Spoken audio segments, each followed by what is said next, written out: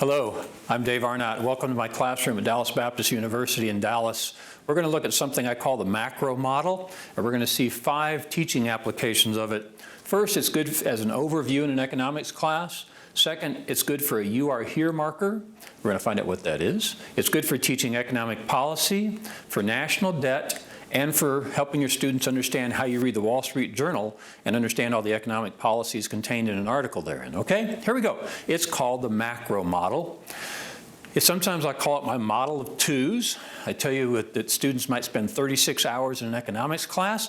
I can explain it all in 3.6 minutes. That's what we're going to try to do. Here we go.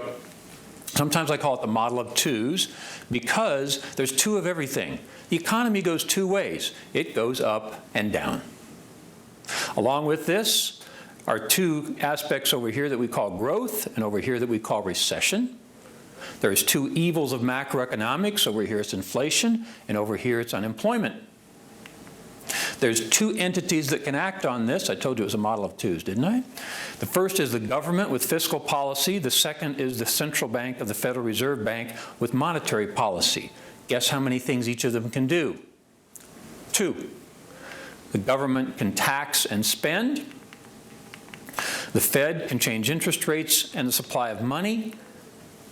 And they can go different directions, can't they? So over here, when there's growth and inflation, the government should raise taxes. Over here, when there's recession and unemployment, they should lower taxes. Over here, where there's growth and inflation, the government should lower spending. When there's a recession, they should raise spending.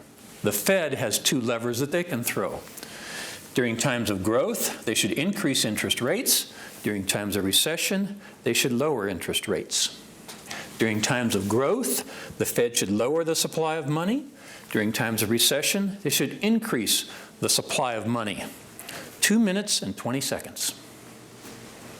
That's macroeconomics in 2 minutes and 20 seconds. But we've got a few more things to show you about it before we turn off the camera. Okay, that's the macro model. It is that quick and it is that easy. So the first thing you can use it as a teaching technique, is an overview. It's an overview of what you study in the entire macroeconomic environment the whole semester. The second thing you can use it for is as a "you are here" marker. You've been like my wife and I, and we're someplace and we're looking at a map and we say, okay, it's a fine map, but where am I? If you're using the man-Q text, as I do, here's where you are. Chapter 6 is about government policy. So you show this at the beginning of chapter 6 and you say, "You are here." There's a "you are here" marker for government. Chapter 8 is about taxation. You are here. Chapter 23 is about measuring national income. That's how you measure growth, GDP. Chapter 25 is about production and growth. You are here. Chapter 28 is about unemployment. Chapter 29 is about the monetary system. So each time you start a class, you give the students a "you are here" marker. Chapter 30 is about inflation. That one right there. Chapter 32 in the man-Q text is called a macroeconomic theory. It's the whole thing. Chapter 34 is called monetary and fiscal policy.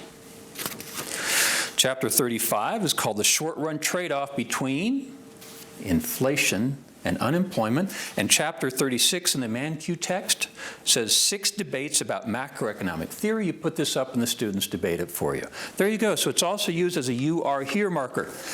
When I use it in a government class, like a U.S. government class, I'll get partway through and somebody will ask, are there different philosophies of economics? And I say, yeah, just like in government, you've got some people who want a larger government, who is more active, some who want a smaller government that's less active. Same thing. There's 2 different philosophies here ongoing. Mostly what I've shown you is the Keynesian model, isn't it? The Austrian model would say, no, you shouldn't mess with this. You should pretty much leave it alone.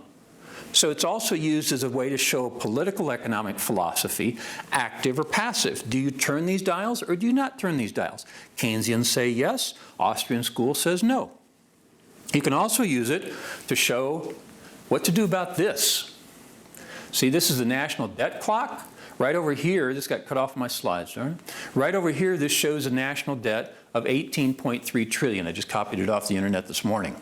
What do you do with that? So in class, we show the students, what do you do with that? Well, here's some possibilities. You could raise taxes, couldn't you? Well, that's hard to do. You could raise taxes, but the Laffer curve says you wouldn't get any more revenue. You could decrease spending, hard to do as well. What else could you do? You could lower interest rates, which has happened for the last 7 years and it hasn't done much good. You could increase the supply of money, which the Fed has done also. And then you have a nice discussion with the students. Here's 4 things you can do. Which one are we going to do? One of your bright students will say, well, can't you grow the economy? And then you start talking about regulation. But see, this gives you a good roadmap for things you can do about that $18.3 trillion national debt. The 5th way you can use this model is to help students understand how to read the Wall Street Journal. Here's what I'll do. I just printed this one off 10 minutes ago. I print off an article from the Wall Street Journal and I give it to a student. And the student starts reading and they read the parts I have highlighted. The student reads, Federal Reserve, I point here.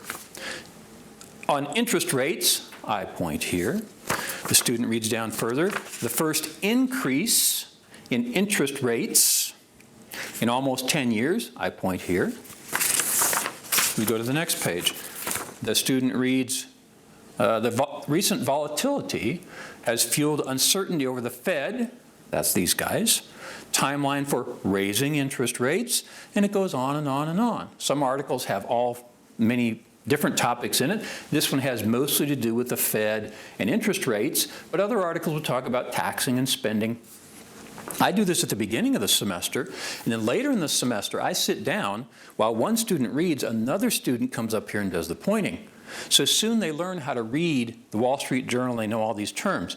There's many other ways that this could be used to teach economics, the macro model. But there you go, in 7 minutes and 30 seconds, we've looked at 5 different ways. We looked at an overview. It can be used as an overview, a You Are Here marker, teaching economic policy, resolving the national debt, and reading the Wall Street Journal. From Dallas Baptist University, I'm Dave Arnott.